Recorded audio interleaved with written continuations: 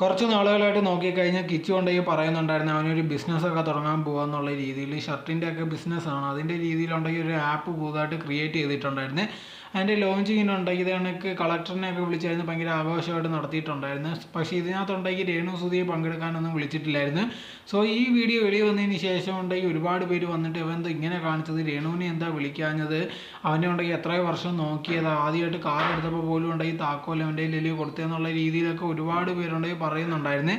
So അതിൻ്റെ ഇടയിലുണ്ടെങ്കിൽ രേണു ഇതിന് മറുപടി എന്നുള്ള രീതിയിൽ ഇട്ടിട്ടുണ്ടായിരുന്നു. അവനുണ്ടെങ്കിൽ എൻ്റെ കാര്യമെല്ലാം മറന്നുപോയി, എന്നാലും എനിക്ക് കുഴപ്പമൊന്നുമില്ല, ഞാനുണ്ടെങ്കിൽ അവൻ്റെ പുറകെ ഇതിൻ്റെ ഈ കാര്യങ്ങൾ പറഞ്ഞുകൊണ്ടൊന്നും നടക്കാനൊന്നും പോകുന്നില്ല, എനിക്കുണ്ടെങ്കിൽ എൻ്റെ മോൻ ഋതപ്പനുണ്ട്, ഞാനുണ്ടെങ്കിൽ അവൻ്റെ കാര്യം തന്നെ നോക്കി പൊയ്ക്കോളാം, എന്തായിരുന്നാലും ശരി ഇങ്ങനെ ചെയ്യുമെന്ന് ഒരിക്കലും വിചാരിച്ചില്ലെന്നുള്ള രീതിയിലായിരുന്നു രേണു പറഞ്ഞിട്ടുണ്ടായിരുന്നു. സോ ഇത് വെളി വന്നതിന് ശേഷം ഉണ്ടെങ്കിൽ ഒരുപാട് പേര് രേണുവിനെ സപ്പോർട്ട് ചെയ്ത് രംഗത്ത് വരുന്നു. അപ്പോൾ അങ്ങനെ ചെയ്ത് ശരിയായില്ലെന്നുള്ള രീതിയിൽ ഈ പറഞ്ഞ കൂട്ടത്തിലുണ്ടെങ്കിൽ രേണു പറയുന്നുണ്ടായിരുന്നു, എന്തായിരുന്നാലും നിങ്ങളുണ്ടെങ്കിൽ എൻ്റെ ആരോഗ്യത്തിന് വേണ്ടി പ്രാർത്ഥിക്കണമെന്നുള്ള രീതിയിൽ ഒരുപാട് പേരുടെ അടുത്ത് പറയുന്നുണ്ടായിരുന്നു.